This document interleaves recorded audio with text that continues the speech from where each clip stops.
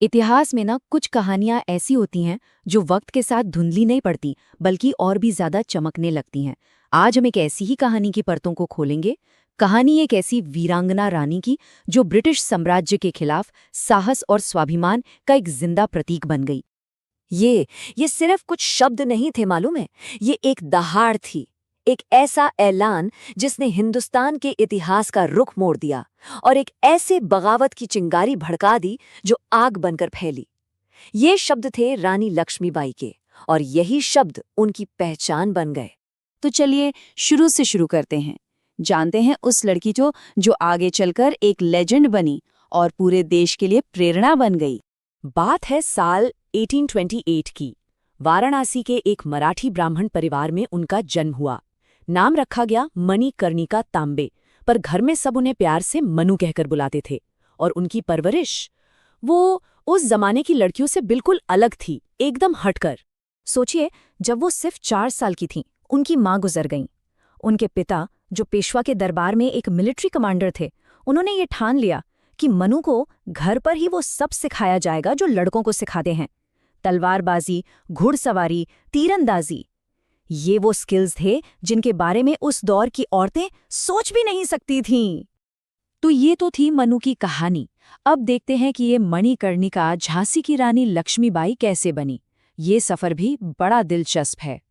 उनकी जिंदगी में ना बहुत कुछ और बहुत जल्दी जल्दी हुआ। 1842 में उनकी शादी झांसी के महाराजा गंगाधर राव से हुई और उनका नाम हो गया लक्ष्मीबाई। 1851 में उन्हें एक बेटा हुआ, पर अफसोस वो सिर्फ 4 महीने ही जी पाया। फिर 1853 में उन्होंने एक बेटा गोद लिया, पर इसके ठीक अगले ही दिन उनके पति महाराजा गंगाधर राव का भी निधन हो गया। ये एक के बाद एक मुश्किलें उनकी किस्मत को एक बिल्कुल नए मोड़ पर ले आईं। और यहीं से उनकी निजी जिंदगी का दुख एक बहुत बड़े सियासी संकट की वजह बन गया। एक ऐसा संकट जिसने रानी को इतिहास का सबसे बड़ा फैसला लेने पर मजबूर कर दिया। अब ये संकट था क्या? ये था अंग्रेजों का डॉक्ट्रिन ऑफ लैप्स, या कहें तो हड़प नीति। ये एक बहुत ही चालाक पॉलिसी थी। मतलब सीधा सा था, अगर किसी राजा का अपना सगा वारिस नहीं है तो वो रियासत सीधी अंग्रेजी हुकूमत के कब्जे में चली जाएगी।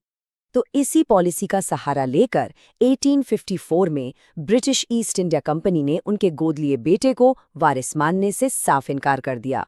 और बदले में क्या दिया? 60,000 रुपए की पेंशन का ऑफर, और हुक्म दिया कि महल और किला खाली कर दो। मतलब ये तो सरासर एक अपमान था। तो इस अल्टीमेटम के जवाब में रानी का जो रिएक्शन था वो एकदम साफ और दो टूक था। यहीं वो फैसला हुआ कि अब सरेंडर नहीं, संघर्ष होगा। और तभी गूंजी वो आवाज जो आज भी हमारे कानों में गूंजती है, मैं अपनी झांसी नहीं दूंगी। तो ऐलान तो हो गया, पर अब लड़ाई की तैयारी भी तो करनी थी। चलिए अब देखते हैं कि रानी लक्ष्मीबाई ने झांसी को आने वाली जंग के लिए कैसे तैयार किया। देखिए, वो सिर्फ एक बेहतरीन योद्धा ही नहीं थीं, बल्कि एक कमाल की स्ट्रैटेजिस्ट भी थीं। उन्होंने सबसे पहले तो पॉलिटिकल और डिप्लोमैटिक मोर्चे पर काम किया, फिर आस पड़ोस के राज्यों से मदद मांगी, गठबंधन बनाने की कोशिश की, और जाहिर है अपने किले को मजबूत किया, हथियार जमा किए, गोला बारूद इकट्ठा किया, हर तरह से घेराबंदी के लिए तैयार हुई।